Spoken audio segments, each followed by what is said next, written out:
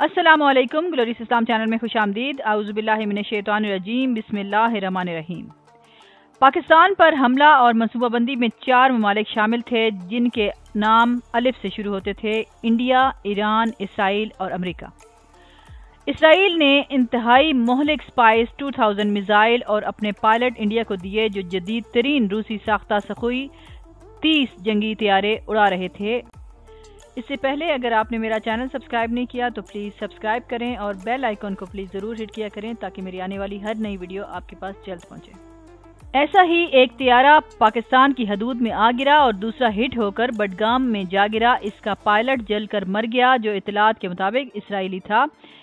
Iran Balochistan पर कब्जा करने के लिए तैयार बैठा था। ईरान और इंडिया की कमिटमेंट थी कि इंडिया पाकिस्तान की फौज को पूरी तरह इंगेज करेगा और फिर ईरान मैदान खाली देखकर अपने हाथ दहशतगर्दी का मुद्दा लेकर बलोचिस्तान पर कब्जा का दावा करके इसको ईरानी इलाका करार देगा।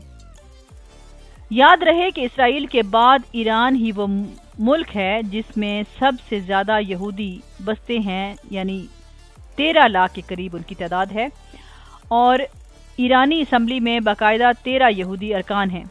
ईरान और इंडिया का आपस में मुआहिदा है कि इंडिया और पाकिस्तान की जंग की सूरत में ईरान इंडिया को अपने हवाई अड्डे, बंदरगाहें और हर तरह की स्ट्रेटेजिक मदद देगा।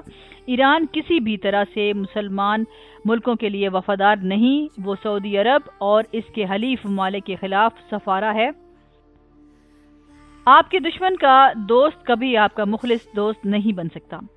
एन इसी वक्त अफगानिस्तान के एक एयरबेस हलमंद पर मौजूद अमरीकी और इसराइली कमांडोज इंडिया को साथ लेकर एबटाबाद ऑपरेशन की याद ताज़ा करने की तैयारी कर रहे थे और इस दफ़ा पाकिस्तान के एटमी असासों पर कब्जा करने का मंसूबा था। इस एयरबेस को अफगान तालिबान ने इबरत का निशान बनाकर पाकिस्तान के एहसानात का बदला उतारने की कोशिश की। दूसरी जानिब जमीनी जंग में इंडियन फौज ने इसराइली कमांडोज के साथ मिलकर कराची और बहावलपुर पर हमला करके पाकिस्तान की अफवाज को हथियार डालने पर मजबूर करना था। इस दौरान वसी पैमाने पर स्पाइस 2000 नामी इंतहाई मोहलिक सैटेलाइट गाइड्स मिसाइलों की बरसात की जानी थी, जिससे पाकिस्तान जबरदस्त तबाही का शिकार हो जाता। स्पाइस 2000 मिसाइलों से इसराइल ने शाम के शहर हल्ब को तबाह कर दिया था। इस मिसाइल में इंतहाई मोहलिक 2000 नामी बारूद होता है, जो 3 से 5 किलोमीटर तक इलाका तबाह कर देता है। इंडियन पायलट पाकिस्तान की हदूद में अपना जो फालतू सामान गिरा कर भागे थे, इसके साथ 4 स्पाइस 2000 मिसाइल भी गिरा गए थे, जिस पर पाकिस्तानी साइंसदान रिसर्च कर रहे हैं। अनकरीब पाकिस्तान खुद स्पाइस टेक्नोलॉजी अपने हथियारों में इस्तेमाल कर रहा होगा इंशाअल्लाह।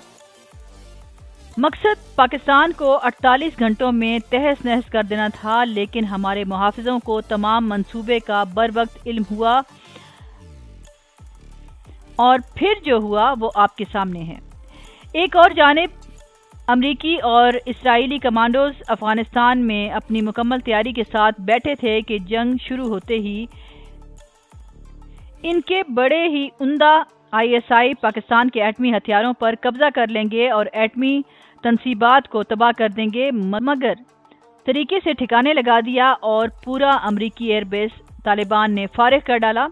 अफगानिस्तान और ईरान की सरहद चाबहार के करीब वाक़या सूबा हलमंद के शहर शोराब और अवाशीर के दरमियान अमरीकी और अफगान फोर्सेस के मुश्तरका मिलिट्री बेस बेस्टन अमेरिकन बेस पर तालिबान के इस हमले में तकरीबन 137 अमरीकी, 70 के करीब भारतीय इराक के अफसरान और 100 से जायद अफगान NDS के अहम अफसरान हलाक हुए।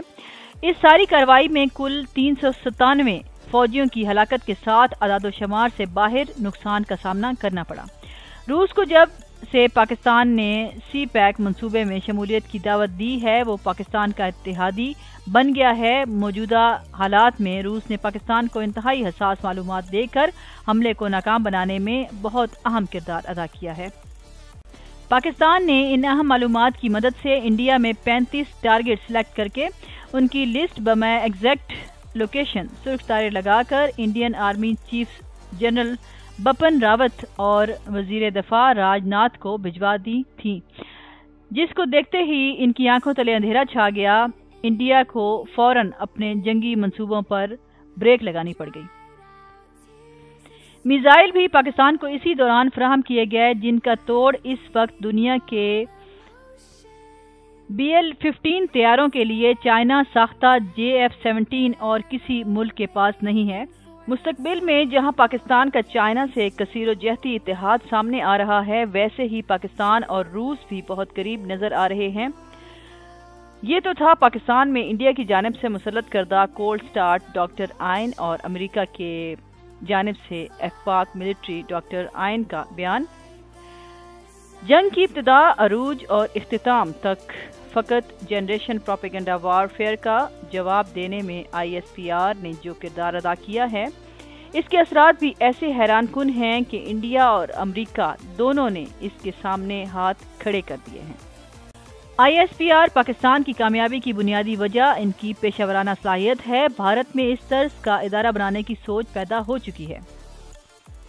جنگ کے اس ماحول میں جہاں ایک طرف پاکستانی عوام اور میڈیا کے ساتھ ISPR کی ہم آہنگی اور اعتماد کا رشتہ سامنے آیا، وہیں دوسری طرف بھارتی عوام اور میڈیا کے لیے بھی مصدقہ معلومات اور صحیح خبروں کے لیے ISPR کے علاوہ کوئی اور ذریعہ نہیں تھا، جس کی وجہ سے پاکستان کو نفسیاتی اور بیانیہ کی اس جنگ میں بھی واضح برتری حاصل رہی۔